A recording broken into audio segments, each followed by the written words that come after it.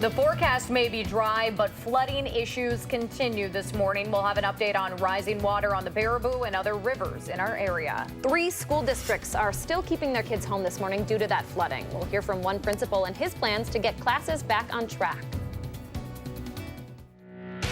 This is News 3 This Morning. Good morning and welcome to News 3 This Morning. It's Thursday, September 6th. We are still having problems with flooding this morning, but there's an end in sight, and it's a nice long break from all of this rain. It really is. Not just 1 or 2 days, but we get a whole week of dry weather for southern Wisconsin. So that really is the best news.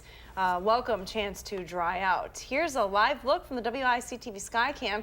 6 o'clock, and we still have a lot of clouds in the area. Seeing a little bit of light on the horizon as skies clear from the northwest this morning. We do have sunshine in our forecast a little later on today. Take a look at Doppler track. We're giving it a break today. The rain has come to an end. Any drizzle is ending as well for the region.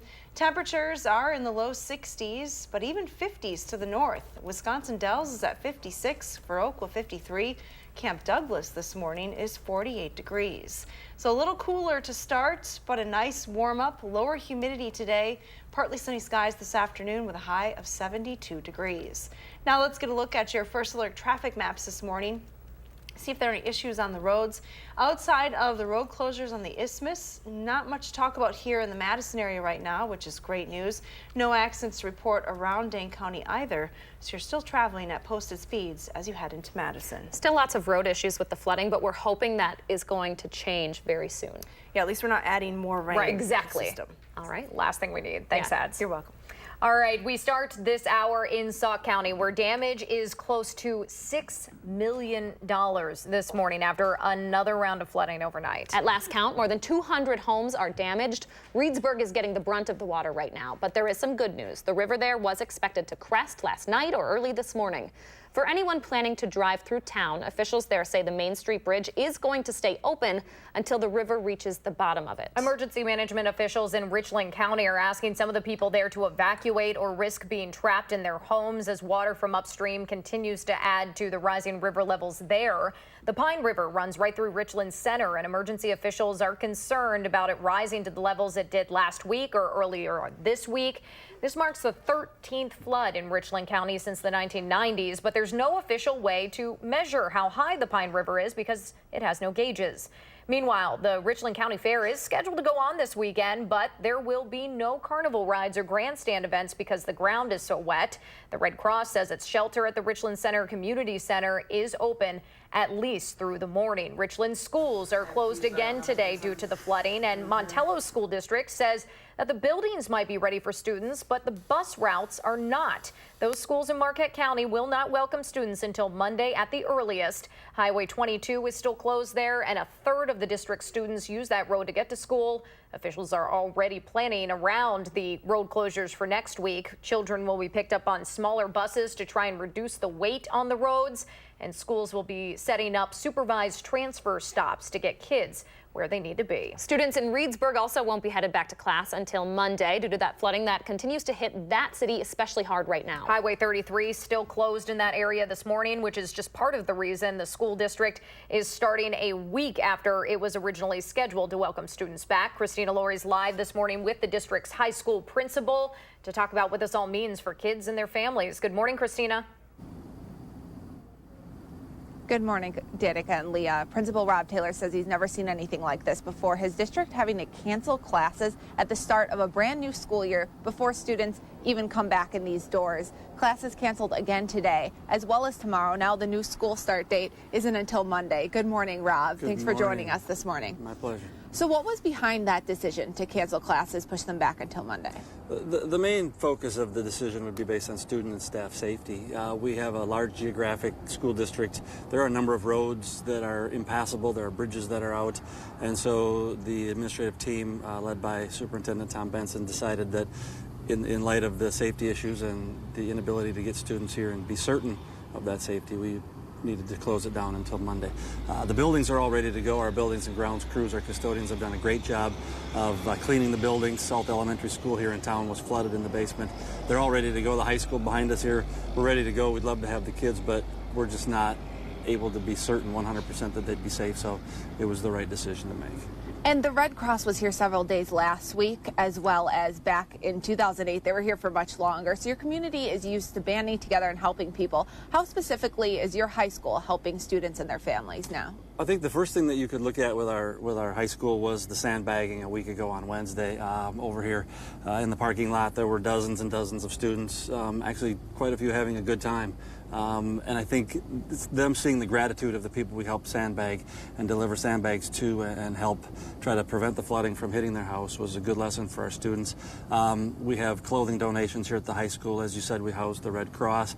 Local churches and the food pantry are taking donations every day to help families in need. And if the families that need anything out there, if you're out there and you need anything, go to social media, look at our Facebook page, the city, the county, or the school, and there'll be links for places where you can get donations of food and clothing. And we have a link to all of those on our website as well, channel3000.com. And we're keeping Rob here with us. We'll ask him some more questions coming up in the next half hour of News 3 this morning. But for now, I'll send it back to you, Leah and Danica. Lots of important resources out there for so many families impacted. All right, our Christina Laurie reporting live this morning. Thanks, Christina. Dane County's Board of Supervisors is set to approve a declaration of a state of emergency tonight, which would allow the county to apply for state aid. Meanwhile, the county is estimating that more than 1,500 homes have been affected by flooding here. 5 homes have been destroyed so far. 300 have what's considered to be major damage. Damage to businesses is estimated to cost more than $37 million across the county. About 17 businesses are significantly damaged. Another 100 or so are affected by the flooding.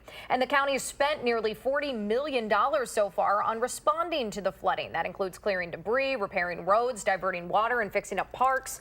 You can find a more detailed breakdown of these estimates over on channel3000.com. Middleton businesses hit hard by the first round of flooding say it might be months before things are back to normal. Stores along Deming Way are some of the worst hit places. Flooding damage forced P.F. Chang's to close permanently. Other businesses, like a new hair salon and Silver Lining Taekwondo, are operating out of other locations until their buildings are recovered. The City of Madison's Streets Division says it has sent nearly 420 tons of flood damage material to the landfill since August 20th. The department's still waiving a fee to recycle waterlogged electronics throughout the city. The sticker to properly dispose of TVs, appliances, and other electronics typically costs anywhere from $10 to $35, but street crews are letting people do that for free through tomorrow.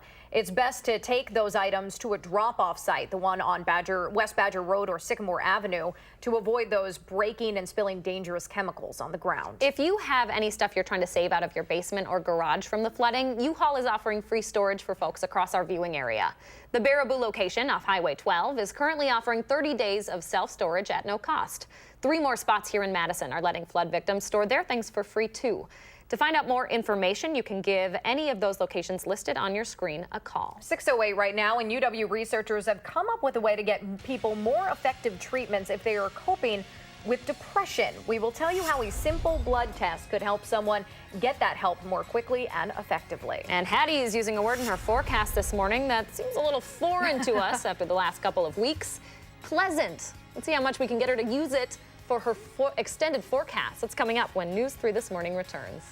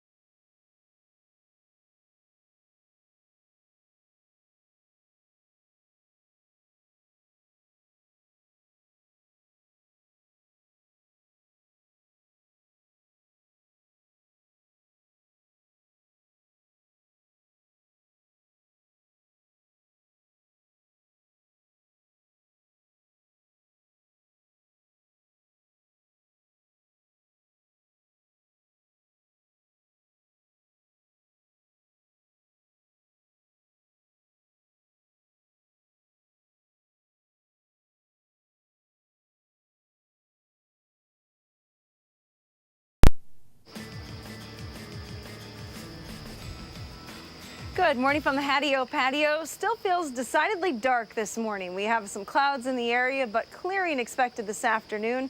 Sunrise not until just about 6:30 in the morning. We're losing quite a bit of daylight each day. Take a look at the river flood warnings, though, that are in effect across southern Wisconsin. Almost every county is affected by at least some river flooding, and some counties more than one river flooding at the same time. So still, the situation very serious with the high water here across southern Wisconsin. But the good news is we're not adding any more rain to the system. Yesterday, it rained nearly all day in some locations, and there were spots that picked anywhere from 1 to 3 inches of rain. I know on the west side of town, I had about 2 inches of rain in my rain gauge. At the airport, it was just under an inch for the 24-hour period. But again, heavy rain has come to an end for southern Wisconsin. Doppler track looking decidedly quiet this morning. I think we can give it a break for several days. There is still some rain to our south that is not moving in our direction today. Things are going to stay quiet and dry out here across southern Wisconsin. Speaking of drying out, the clouds will follow that storm system to the east, so we would expect some clearing taking place through the afternoon hours, especially across central Wisconsin. We're already seeing those clear skies. Temperatures early this morning, there's quite a contrast in temps through the midsection of the country. 76 this morning in St. Louis, 64 in Des Moines, 52 in Minneapolis, and 31 this morning in International Falls. Often called the icebox of the nation, it is below freezing this morning there. We're well above the freezing point here, but definitely cooler than yesterday. 61 in Madison, 56 in the Dells, 48 in Camp Douglas this morning, still 63 in Janesville. Dew points are down in the 50s, and that is great news. You're not going to notice the humidity today, with dew points holding steady in the middle 50s.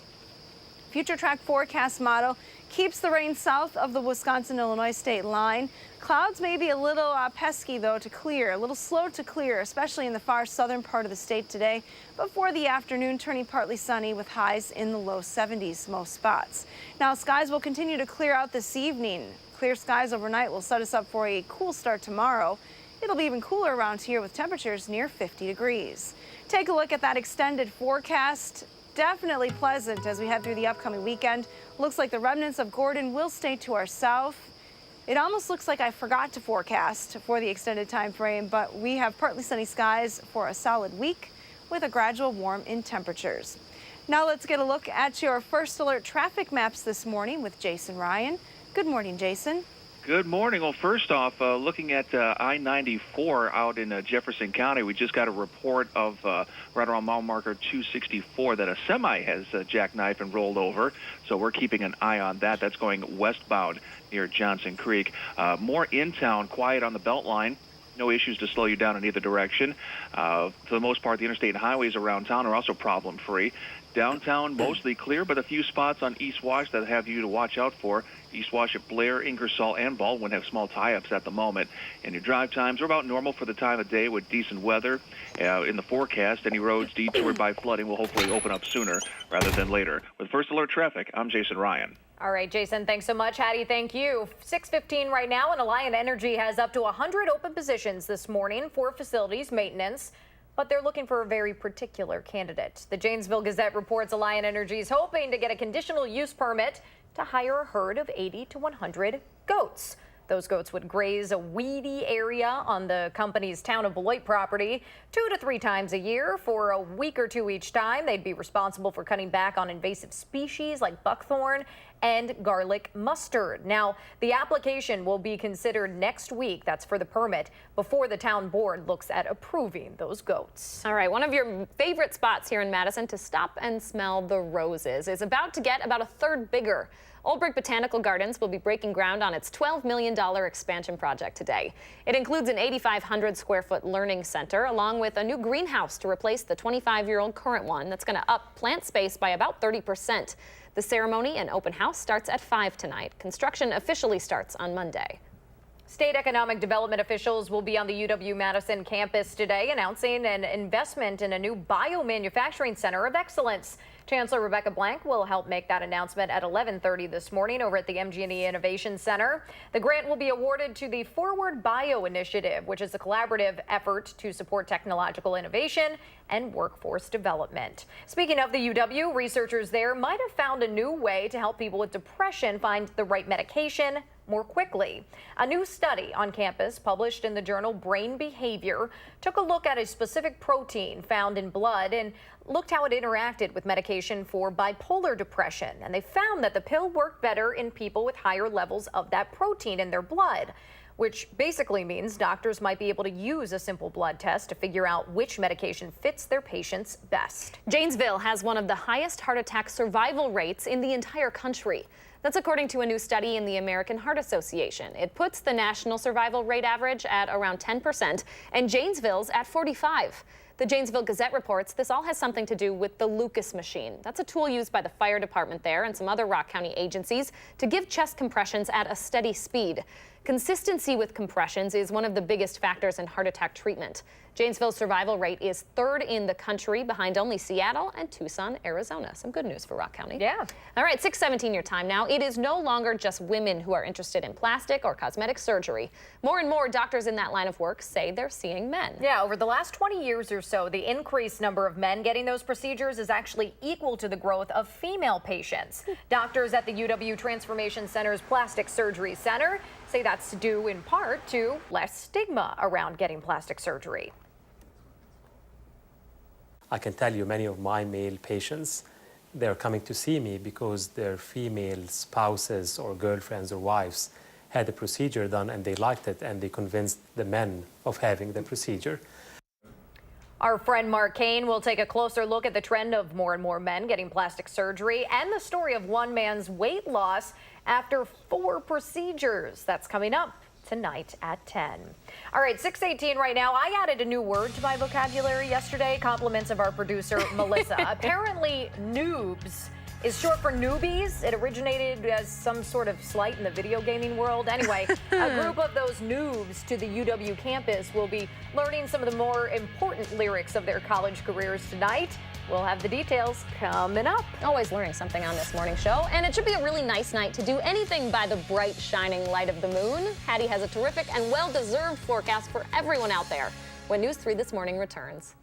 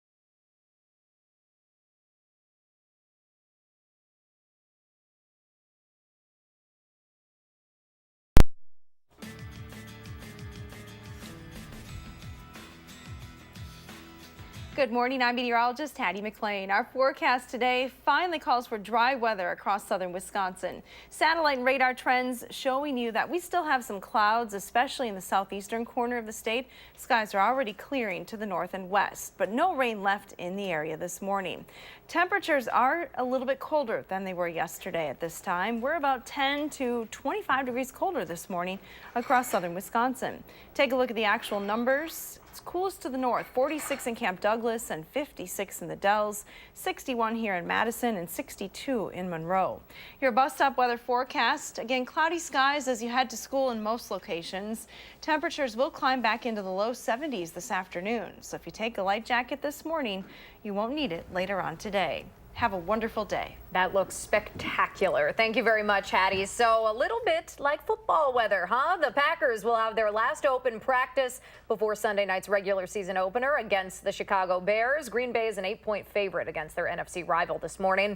The Packers were 2-2 in the preseason, but you may remember Aaron Rodgers, he barely touched the field. Just last week, the franchise signed a 4-year, $134 million extension with the team. Chicago also went 500 in the preseason, but fans are pretty excited about that guy right there. Linebacker Khalil Mack making his debut in a Bears uniform on Sunday. Mack signed a $141 million contract with Chicago over the weekend. He is a defensive stud, folks. The Packers offensive, defensive, and special teams coordinators will talk with reporters today. The NFL season officially kicks off at 7:20 tonight. The Falcons take on last year's Super Bowl champion Philadelphia Eagles. One of Milwaukee's most iconic buildings is about to come down this fall. As the brand new Fiserv Forum opens, the Journal-Sentinel reports demolition on the now empty Bradley Center should start in the coming weeks.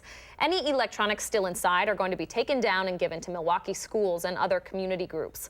The Bucks are still deciding how to use that empty space that will be left behind. The team's senior VP says they're hoping to create a living room of sorts for the city of Milwaukee. They'll be asking for community input in that next step. UW-Madison students will continue with their first week of classes today, but the upperclassmen want to make sure the newest arrivals on campus know what to do on Saturday morning. The Wisconsin Alumni Student Board is holding what it calls the W Project tonight at Camp Randall. It's the annual event where freshmen learn all of the traditional fifth quarter songs. They get to meet Bucky and get pretty pumped for this weekend's game against New Mexico. Now, everyone who comes out will make what you see right there, that giant W on the field, during a performance by the UW Marching Band. The Saturday morning tradition you're used to visiting on the square is now taking place on the UW campus today. The UW Farmers Market runs every Thursday from 10 until 2 through the month of October. Students can find vendors and live music along with recipe cards with ideas on how to use your fresh local produce. You can find the market at the Union at the West Johnson Street side. That starts at 10 this morning. All right, 6:25 your time now. Christina Laurie is live in Reedsburg this morning, where the school district is trying to plan when students can start their school year. And if you can believe it, there were even more tornadoes confirmed following last week's severe weather. We'll have that update from the National Weather Service and the day's top stories when News 3 This Morning continues.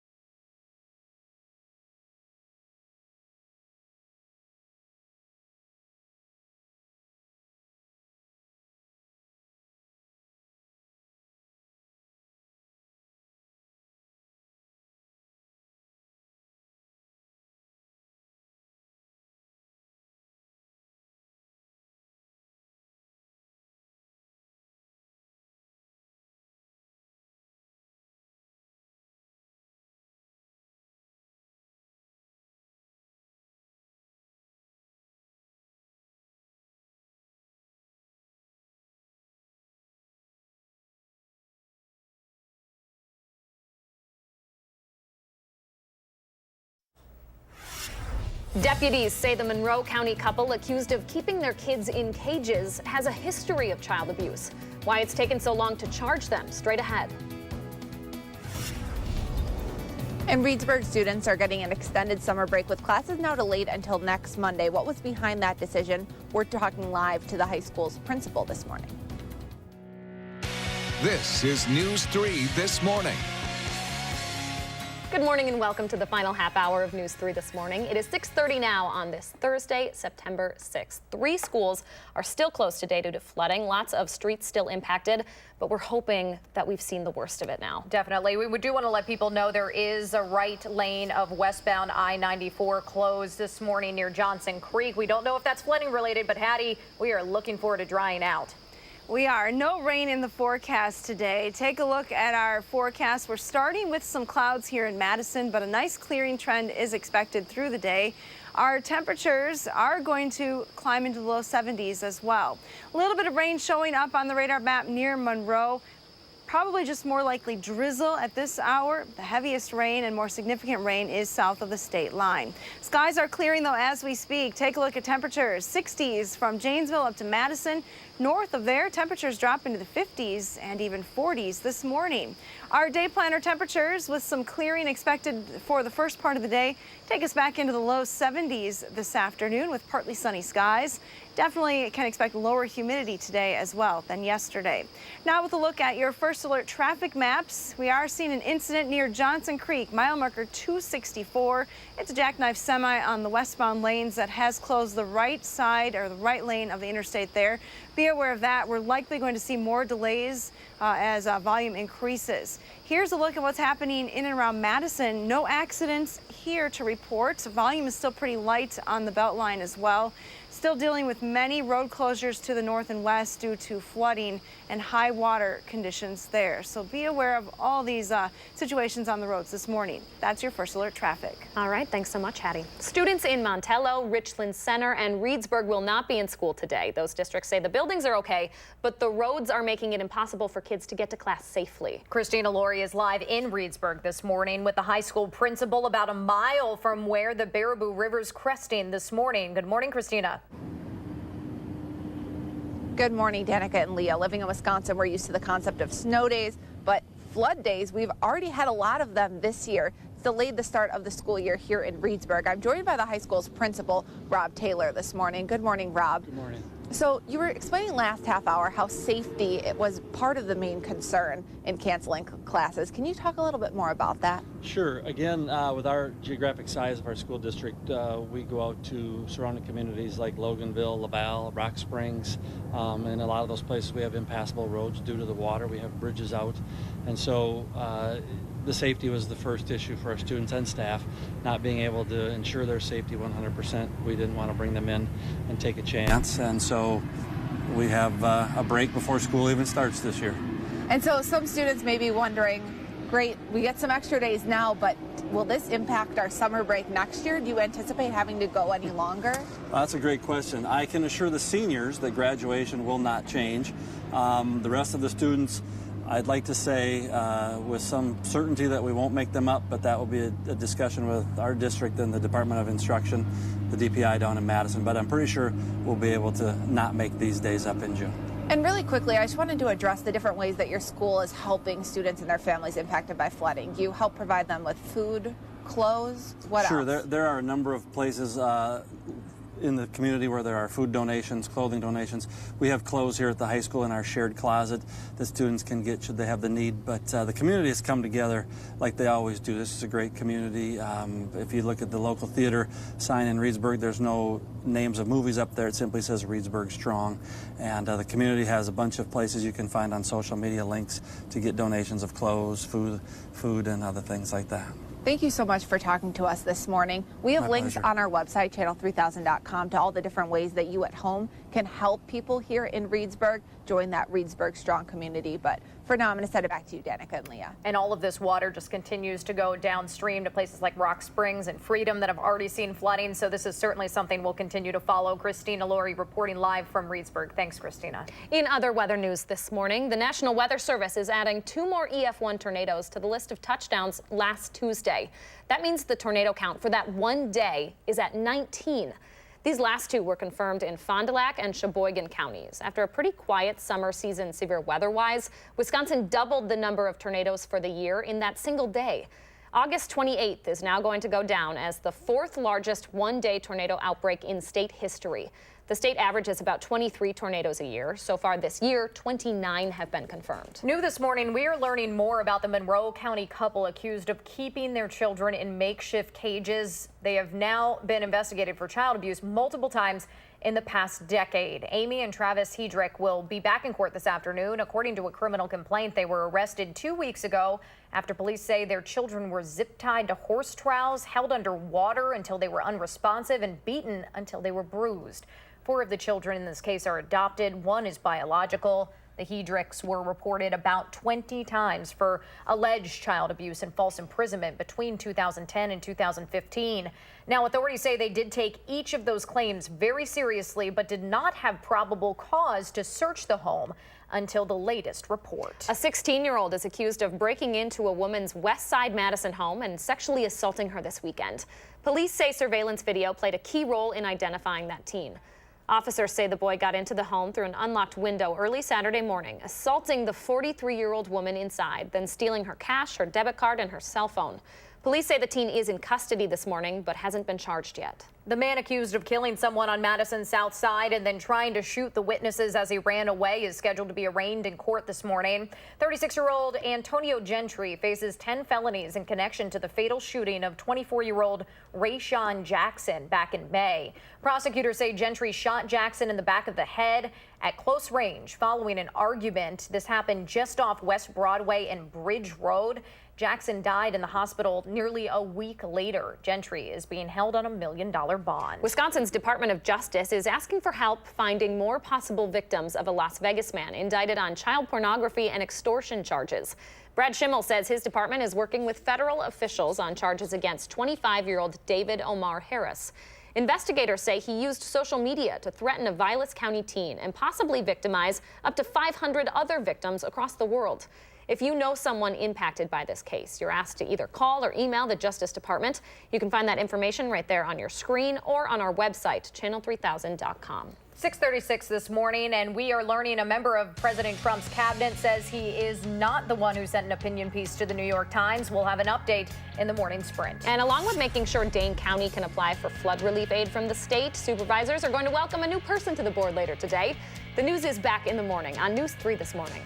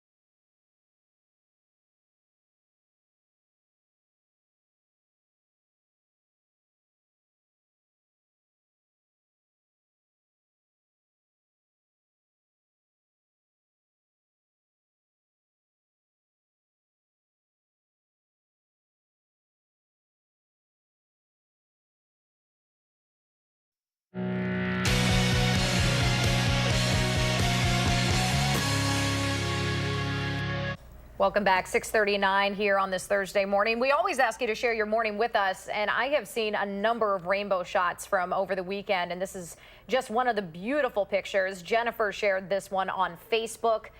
Good shot, and we appreciate you catching that. That looks like a full rainbow right there, the full arc. Picturesque. Love it. Thank you so much, Jennifer. What does your morning look like? Take a picture, post it on our Facebook page or on Twitter, and use that hashtag MyNews3Morning. We'll share our favorites right here on the program.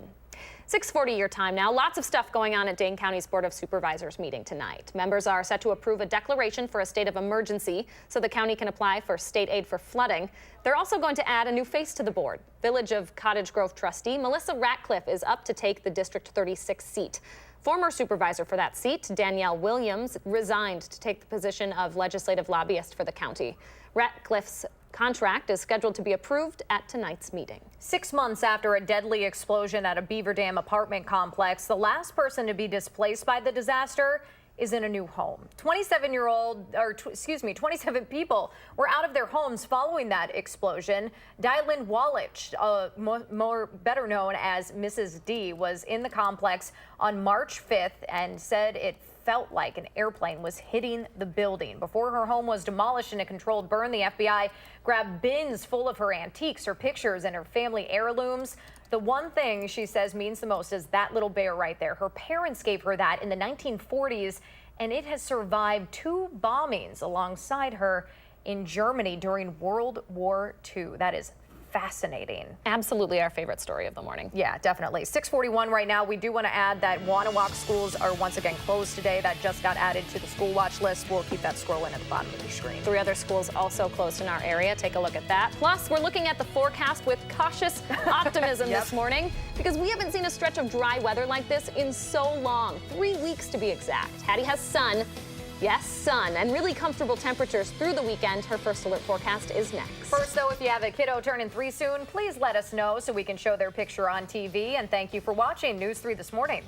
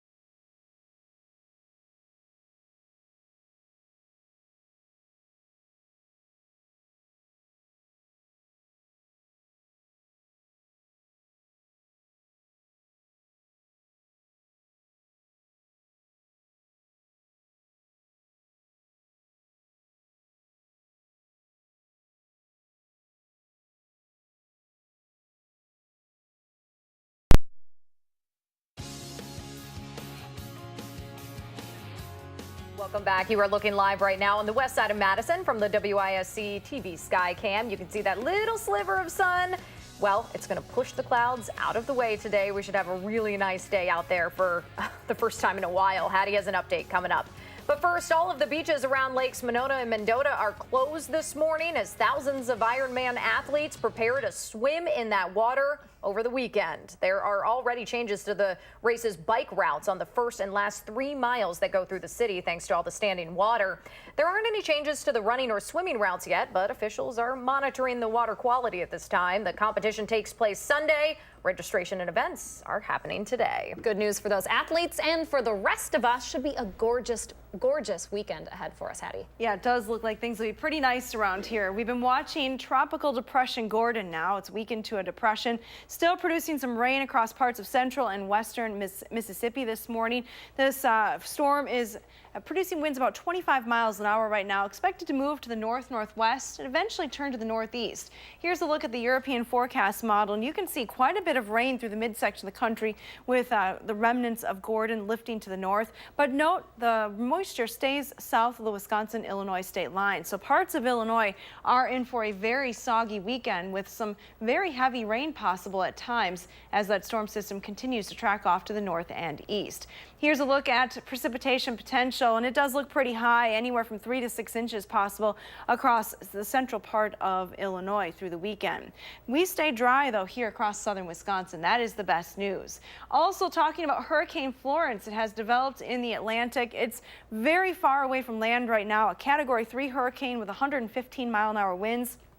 May weaken a little bit, but still remain a strong hurricane through the weekend into next week, and then possibly begin to strengthen as it gets a little bit closer to the United States. Still a ways off, but we'll watch that forecast and keep an eye on Florence as we go through next week into the upcoming weekend. It may impact the Atlantic coast. Otherwise, here across the lower 48, a cold front moving through the area, now nearly stationary across Illinois. It has moved through the region, though. We'll look for drier conditions today. Skies are already clearing across the northern part of the state, so sunshine on its way here in southern Wisconsin. Take a look at the temperatures this morning. Quite a difference. 61 in Madison, 56 in La Crosse, down to 45 in Eau Claire this morning, and Superior starts at 36 degrees, just a couple of degrees above the freezing point. The air is drying, though, as well. Dew point down to 58 here in Madison. Dew points drop into the 30s and 40s across the central and northern part of the state. Dry air will continue to work its way into southern Wisconsin. That'll make for a pretty nice afternoon with partly sunny skies, low humidity. Look for a high of 72 in New Glarus. Fort Atkinson tops at 71. Beloit, you'll see a high at 72 degrees. Pinpoint City forecast to the west, very similar, 72 in Prairie du Chien and Fenimore, 73 today in Mineral Point, and to the north, partly sunny skies, highs right around 70 in Montello and 71 in Boston. Here in Madison, we're looking at a high temperature today of 72 degrees, very comfortable conditions. Take a look at that extended forecast. Really nothing happening around here. Quiet weather and dry conditions for at least a week through next Thursday. Temperatures are going to warm a little bit, but it'll be a gradual warm up, and humidity should stay relatively low through most of next week. Woohoo! Yeah. Claudia's probably really happy to see that forecast. She's ready for a lake day. Look at her. Yeah. She can get back out on the water. About time. A lot of fur. That's what we'll call it, right? You got it, Claudia. Jump in. Thanks, Hattie. Stay with us. The Morning Sprint is up next.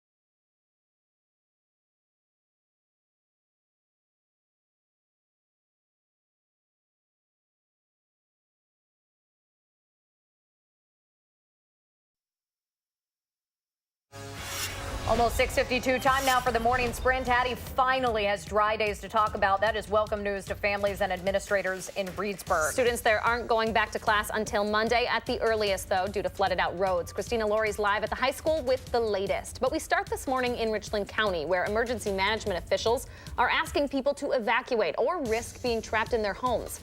The Pine River runs right through Richland Center, and crews there are particularly concerned about it rising as high as it did this week and last. The Red Cross says its shelter at the Richland Center Community Center is going to stay open at least through the morning. The Montello School District says bus routes are still not ready for students. Highway 22 is still closed this morning, and a third of the district students use that road to get to school. When kids do go back on Monday, that's the plan at least, there will be smaller buses to reduce the weight on the roads and supervised transfer stops to get everyone to school on time. In Sauk County, damage is nearing the $6 million mark this morning after another round of flooding overnight. At last count, more than 200 homes are damaged as the Baraboo River there continues to rise. Reedsburg is getting the brunt of that water right now, but there is some good news. The river was expected to crest last night or early this morning. The new school year for students here in Reedsburg has been postponed until Monday, with classes canceled again today and tomorrow, too. 2 rounds of flooding, one this week and one last, have led to that postponement. We talked to the Reedsburg High School principal this morning, who says it's highly unusual to cancel class for any reason other than snow. It's the first time he's ever had to cancel classes multiple times at the start of a school year. As of Tuesday, flooding had caused nearly $3 million in damage to people living in Sauk County, and that's not taking into account round 2, which relentlessly pounded down on the county yesterday. Thank you, Christina. Dane County's Board of Supervisors is set to approve a declaration for a state of emergency tonight, which would allow the county to officially apply for state aid. It is needed because the county now estimates more than 1,500 homes have been affected by the flooding. Damage to businesses is estimated to cost more than $37 million, and the county has spent nearly $40 million to clear debris, divert water, and repair roads. A much-needed break from the rain is coming today and lasts through the next week. So good news in the forecast. Skies are already clearing across southern Wisconsin. Rain is to our south early this morning as well. No rain in the forecast today.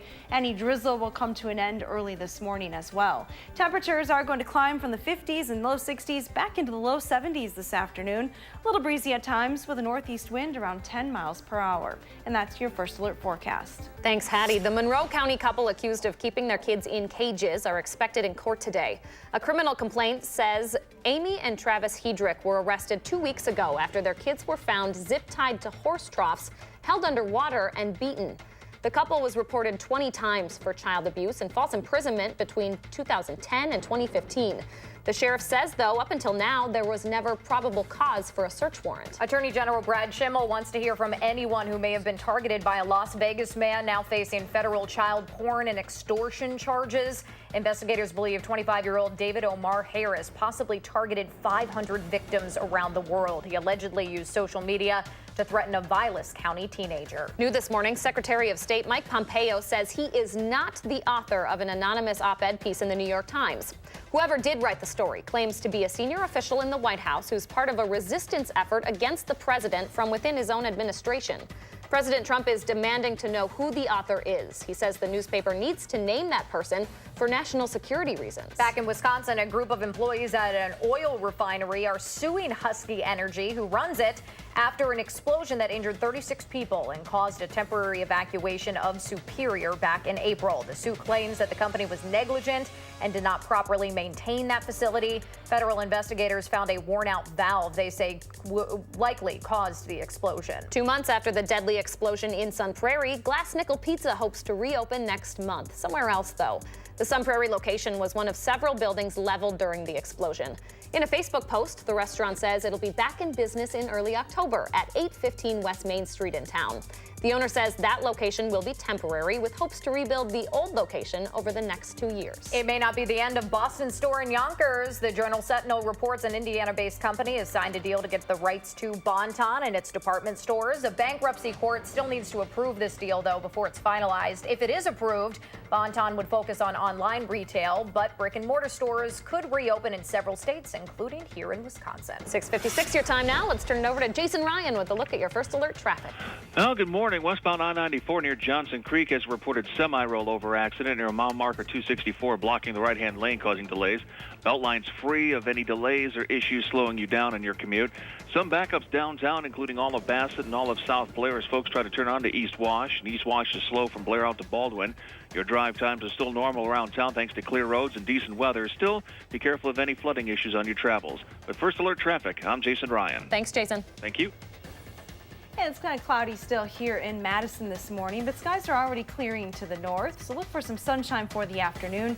Temperatures will climb into the low 70s later today. You'll notice a lack of humidity, which will be a big change from the last couple of weeks. No rain in the forecast today, and it looks like it stays dry for the next week through next Thursday.